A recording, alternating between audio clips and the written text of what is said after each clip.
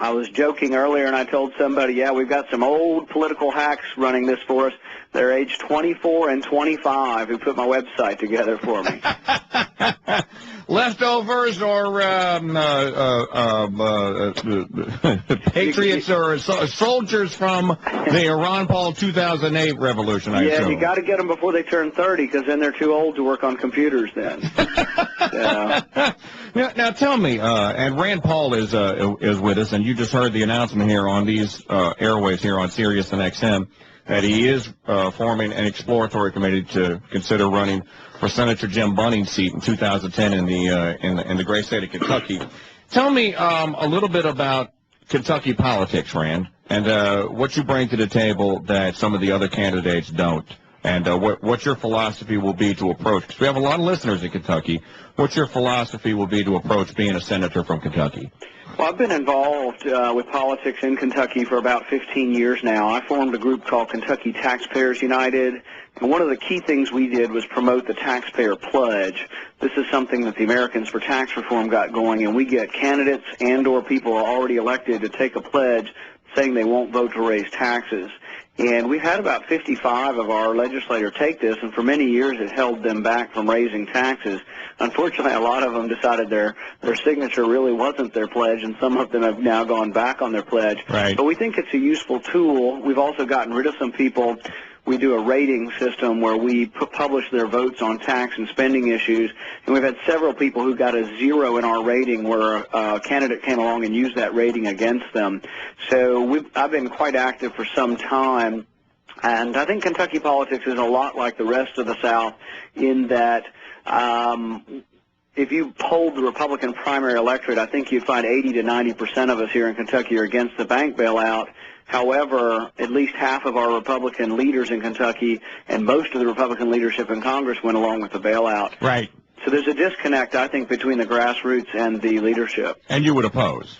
Yeah, definitely. And that's why I think we need new leadership. In fact, I think the bank bailout vote is probably the most defining and important vote of the last 3 decades. Yeah, I agree. And your dad's done some bang-up work. He seems to be the only person on the Finance and Banking Committee that will ask Fed Chairman Ben Bernanke the relative questions. And maybe if you get into the United States Senate, if the Fed is still around, maybe you would get a chance to get on the Banking Committee and ask the same questions.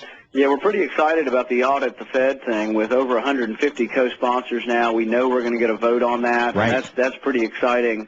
I think the interesting thing about the original bank bailout is that the Republican platform actually specifically says when business fails, we don't believe in bailing out private business.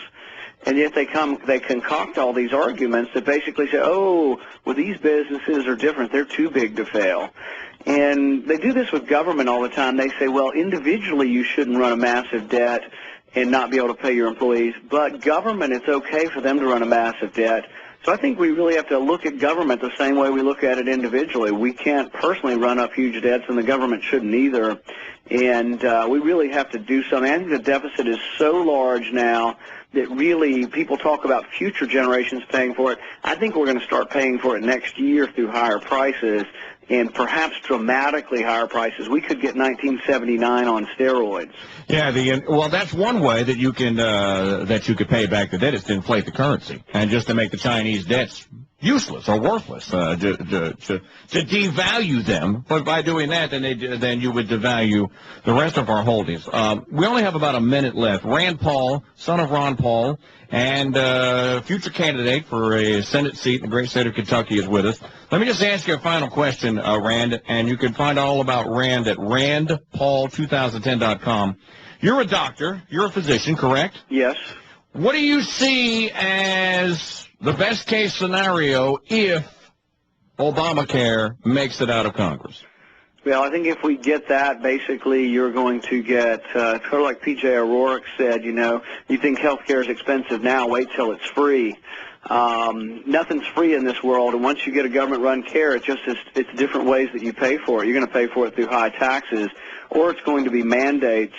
And it may be that you already have insurance, but you chose a high deductible, but Obama may come in and say, and this is what they did in Massachusetts, they come in and say, you know what, you're underinsured, so you can't have that insurance. You have to have the insurance that the government says is appropriate for you. Right. So you got to have pregnancy coverage and in vitro coverage. Even if you're a 75-year-old widowed woman, you got to have all those things on your insurance plan. Ridiculous. Yeah, so it's a craziness. It'll go further to bankrupting this country. Every time we add something new on, it just brings bankruptcy closer.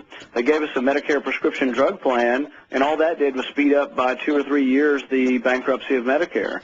So it doesn't do anything to control costs. All it does is add to costs, and then the only way you rein in cost is you have to ration health care. And that's what's going to come, all of right? Europe. That's what's going to come is rationing. Listen, we're out of time.